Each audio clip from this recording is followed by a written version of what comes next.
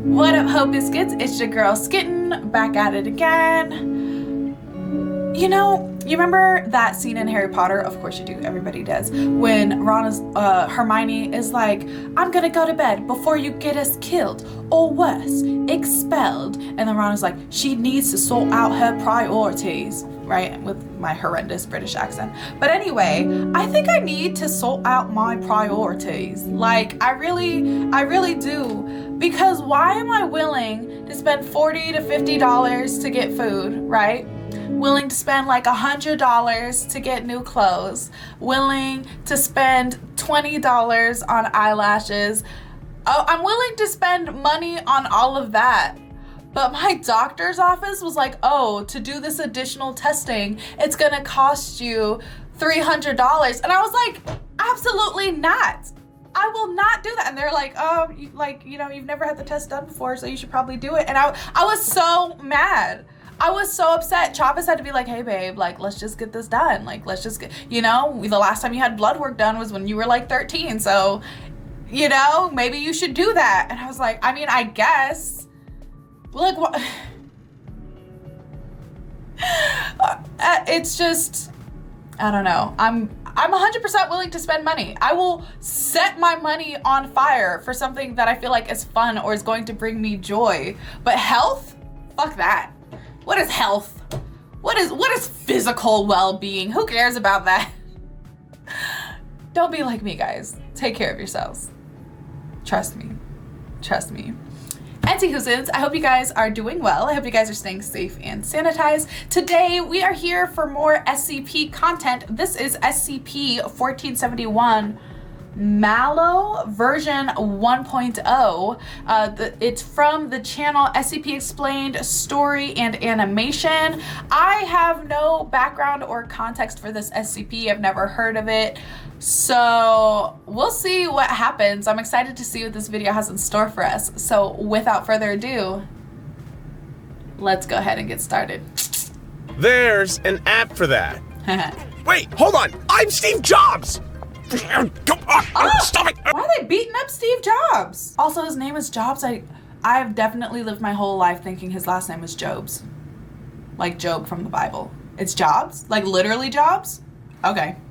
It was a phrase so ubiquitous in the early days of the smartphone craze that it's hard to believe Apple actually has trademarked. It was a testament to a simple and immutable truth about the world these new touchscreen phones were creating. Right. No matter how strange and obscure the need, there would be an app to fulfill it. Perhaps you remember iBeer, the app that allowed you to pretend you were drinking a tall glass of beer. I do recall that. For some reason. For funsies. There was Car Matey, an app that reminded you where you parked your car, in a pirate voice. And who could forget specifically I Am the pirate Bread, voice. a surreal game about controlling a sentient slice of bread on a quest to become toast. What? But there's one app out there somewhere on the market that you probably didn't download. And if you did, well, you have our sincerest apologies. Oh shit. Because even seeing this video pop out onto your feed probably sent a chill down your spine.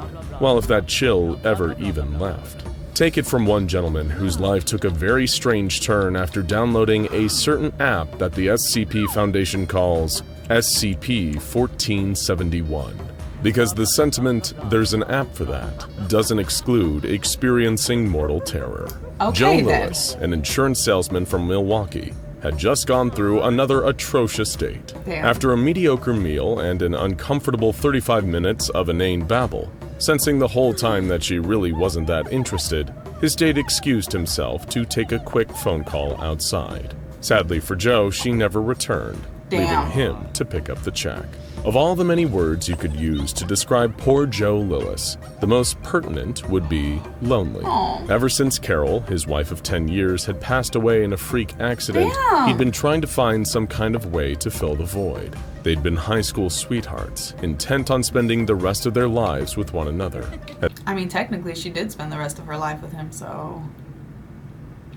Been high school sweethearts, intent on spending the rest of their lives with one another. As fate would have it, only Carol would get that tainted luxury. Ha. Joe would be forced to endure life after the joy of living had run its course. He only hoped he might be lucky enough to find love again. However, Joe was on the wrong side of 40, and as so many others his age were already hitched, he could feel his options going out one by one. Damn. Would he be destined to live out the rest of his days alone? Joe didn't feel like spending the back half of his life catching reruns of Seinfeld and tending to his Who fish. wants to watch He needed to Seinfeld? get out there. And thankfully, like the rest of us, he lived in the internet age. He had more apps, websites, online services, and hot Russian singles in his area than he knew what to do with. So surely one would have the right person for him. He tried them all. Tinder, Hinge, Match.com, Plenty of Fish, eHarmony, Bumble, Zoosk, OkCupid, Friend Finder, Deeply Lonely Singles with Low Expectations.com, and so much more. However, What about Farmers Only? What about Christian Mingle? Come on. Come on, guy. You're not exploring all avenues. all it seemed to achieve was setting him up for more disappointment. None of the dates he'd managed to get ever resulted in anything getting serious. Heck, it was a minor miracle if he even managed to get any of them on a second date. Was this it? Was this his life now? Had he only ever gotten one shot at love, and the grasping claws of fate yanked it away from him without a second thought? Would life continue on the hamster wheel of loneliness? Sleeping, getting up, eating, working, and sleeping again, every day getting somehow both faster and slower as life trudged on to a disappointing yet inevitable conclusion? What a terrible fate to find yourself trapped in. Right. Whenever Joe started feeling maudlin like this, he knew it was time to get proactive again. Maybe the right woman was out there. There were billions of them, after all. Surely at least one of them would be the perfect person for him. He just needed the perfect app. He'd burned through all of the most reputable apps already, and was now perusing some of the slightly seedier options, It's like going most to of the which were third likely page data on mining your fronts Google from the search. Balkans. However, as generic app after generic app passed, something different caught his eye. The icon was a smiling cartoon dog, and its name was Mal0 version 1.0.0. This No. gave him a little chuckle. No. At the very least, it was very different branding from the rest of the dating apps he'd seen. This is a Maybe bad it'd just idea. been sorted into the wrong section of the App Store. He decided he'd check it out and take a look at the app's description. The description read, "Never settle for those awkward feelings of being alone ever again. Mal0 is an exciting and interactive experience that will keep you engaged and intrigued. This is a bad The idea. anxiety of social situations can be nerve-wracking, but after just a few hours of Mal0, you will soon forget all about those painful emotions of disappointment." Yeah, because you're going to be fearing for your life. You're going to be too busy being terrified that you're going to die or that your immortal soul is going to be trapped somewhere. This is a bad idea, sir. Be part of the new craze that is quickly becoming the next social substitute. Remember, the more you participate, the more Mal0 will engage you. Your experience is completely up to you. sounds exactly like how a Absolutely horror no movie ads. starts. Enjoy. Well, it certainly provoked Joe's curiosity at the very least. He did want to banish his feelings of loneliness, and seeing as the app was free and apparently had no ads, he'd surely be foolish to not at least give it a whirl. What's the worst that could happen? He began the installation, and only then noticed that the app had no listed developer. It took up 9.8 megabytes of memory, which he wasn't tech-savvy enough to see any issues with. More than anything, Joe was just enticed by the prospect of finally having another chance at companionship with Mal0. After all, it is the next social substitute, whatever that means. However, Joe's excitement was quickly quashed when he hit the home screen button and noticed that the icon for the app never actually materialized. Ooh. Strange. He checked the App Store portal again and saw that, according to them, the app had completely downloaded. What gives? Was it a glitch, or was Mal0 actually just malware? Either way, he was disheartened by the fact that this immaterial app certainly wouldn't be getting him any companionship. Right, 'cause it or doesn't so he exist. thought, anyway. Joe was used to disappointment by now, so he didn't take it too personally. He decided to just play out the rest of his evening on autopilot, making himself some soup, doing the laundry, watching more Seinfeld reruns, taking a cold shower, and preparing to cry himself to sleep again. Mal0 was already becoming a distant memory, just like all the deceptive sources of hope. But one strange thing happened that disrupted Joe's finely tuned evening routine. he received a text message. This was incredibly strange because nobody ever seemed to text him. Same with me. My phone be dry as fuck. I would also be confused. The last text he got was from Carol just before her accident, so it was almost surreal to hear that alert sound now, after everything that happened. He checked and saw that the text was an image attachment sent from an unknown number. Don't open that shit. Perplexed yet curious, he decided to open Why? it. His curiosity soon gave way to a kind of melancholy nostalgia when he saw that the photo was of his and Carol's favorite cafe in town. They'd spent many a morning there, back when she was alive, treating themselves to a nice cup of coffee and perhaps a croissant. Just seeing it again caused an involuntary smile to spread across his face. That's cute. It never even occurred to him, as it probably would have to others, that this could be seen as a little creepy. Yeah, he hadn't it's frequented a the bit bakery odd, since yeah. Carol died. How would anyone even know that this place held any significance for him? Right. Was it a stalker, a ghost, or just a spooky coincidence? None of these thoughts even crossed Joe's mind. God damn it, He was just Joe. grateful for the surprising reminder of the happiness he'd once had. For the next couple hours, things seemed lighter. He went about his evening, checking the photo every so often and smiling, until eventually he found himself in bed, still looking into the glow of his phone. It was such a beautiful little cafe. Why do you keep Then looking he at it? froze. He noticed something in the picture. It'd been there the whole time, but only now That's he was seeing terrifying. rather than just looking. It was in the corner, staring through the glass of the cafe Yeah, that's store. horrifying. So faint How did he you almost not wanted to see it dismiss from it the as a beginning? trick of the light. It was a face. Well, not a face, more like a skull. Yeah. Not a human, not anywhere near human. Yeah. Long, slender, and canine, with protruding fangs and vacant white eyes. The pure white of the skull was buried in a nest of thick black hair. It looked like it was crouching behind the door, looking out and grinning, whatever the hell it was.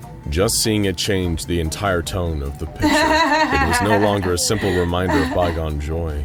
Now, all that was radiating out of that image was a palpable sense of dread. Oh, shit. Was someone playing some kind of awful prank on him?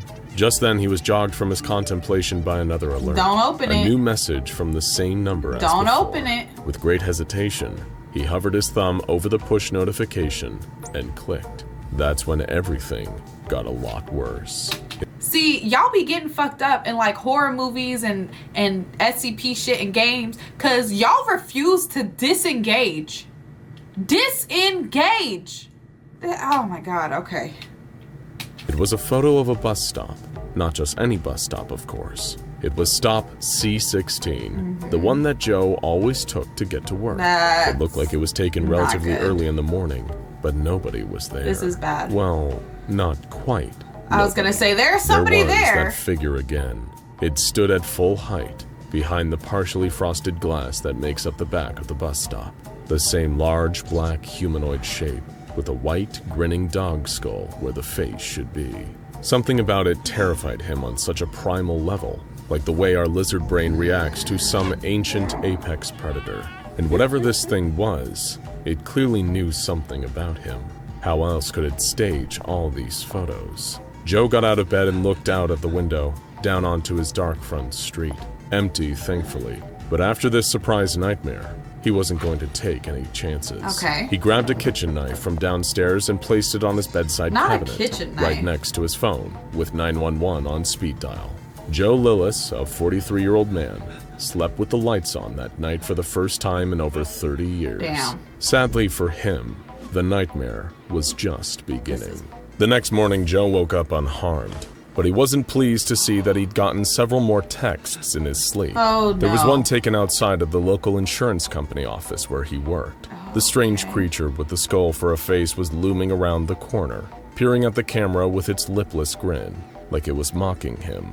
Another photo was taken at the local supermarket where Joe did most of his grocery shopping. Oh, The frame was centralized on the cereal aisle, bordered on both sides by walls of garish mascots endlessly repeated. And there's Down the at the far fucking end of the dog aisle guy. was a looming dark figure girl? with that Dog cold thing? canine skull where a human face should be. Yeah. There were a few more, but worst of all was the last one. It was taken at the cemetery.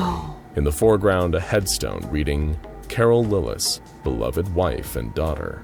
Joe was horrified to see that skull-faced beast was rising up behind his wife's grave. long clawed fingers curling around the top of the headstone. Oh, see, now you took it too far. That was the moment that Joe decided to go to the police about all of headstone. this, before things got even more out of hand. He called an Uber to get down to the station. He certainly didn't feel like he was going anywhere near his regular bus stop after last night. He showed the photos he'd been sent so far to an officer posted at the station, and they agreed that there was certainly something strange about it. Right, but there's not a lot While the they can behavior do. undeniably bordered on harassment, it hadn't yet delved into criminal territory, Right. so he would sadly be on his own until then. Block the the best they number. could do was stay in touch and kept abreast of any new developments. Block the number. The only sage advice they could give him was not to delete the photos, as they could always be used as evidence in court later if things escalated. Okay. This was literally the last result that Joe wanted out of this. Considering how bizarre and threatening things were getting already, he really didn't want to find out what escalation looked like in this case.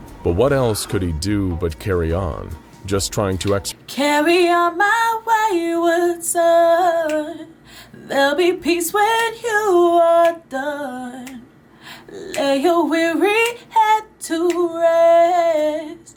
Don't you cry no more.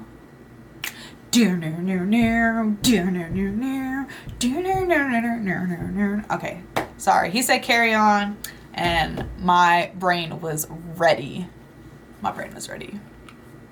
like in this case. But what else could he do but carry on? Just trying to exercise as much caution as he could in these strange Pepper new spray. circumstances. He went to work and tried his best to stay productive, despite the fact that every 3 or so hours, a new photo would arrive. Jesus. Places that he liked to sit in the local parks, stores he'd frequent, restaurants he liked to eat at. The nightmare skeleton dog thing would be standing in all of them, just mugging for the camera. Okay, but like low-key, like, Shawty's waist is a wasting. Like, look at that. Parentheses, bitch. What waist? Waist where? Skinny queen. Her skeleton dog thing would be standing in all of them, just mugging for the camera. On one hand, every time he looked at one of the photos, Joe felt like he was giving this freak exactly what they wanted. On the other hand, how could he possibly look away? What if he missed something that could save his life? It carried on much like that until later in the evening. Okay. Joe may have not been a genius, but he was no fool either. He'd seen too many of those seedy true crime documentaries about kidnapping to take his normal route home. Okay. He took a real detour, frequently checking over his shoulder the entire Not you time. walking. Much to his Sir, get in relief, a he car. didn't see anything out of place. Good. When he got home, he locked every door and bolted every window. Nothing would be getting the jump on him tonight. That's when the next picture came in. so you A thought. photograph of Joe's empty office cubicle, with the bony face of the creature looming thought it was over the his divider house. with a grin. He could feel his heart pounding away in his chest just Damn. looking at it. How did this thing get around like this? How was it able to infiltrate everywhere in his entire goddamn life? Suddenly, he felt a smile spreading across his face. This freak had just messed up big time. Before all these creepy photos had been taken in public places, but the one taken in his office? Oh, this crossed the line into trespassing. Not them having The to police would literally have to cross do the something line. about it now. It had given him an ace up his sleeve. That confidence faded a few hours later when he received another photo. This time, it was the skull-faced monster just standing on the sidewalk. The sidewalk that Joe remembered walking on his covert alternative route. He could feel himself break into a cold sweat.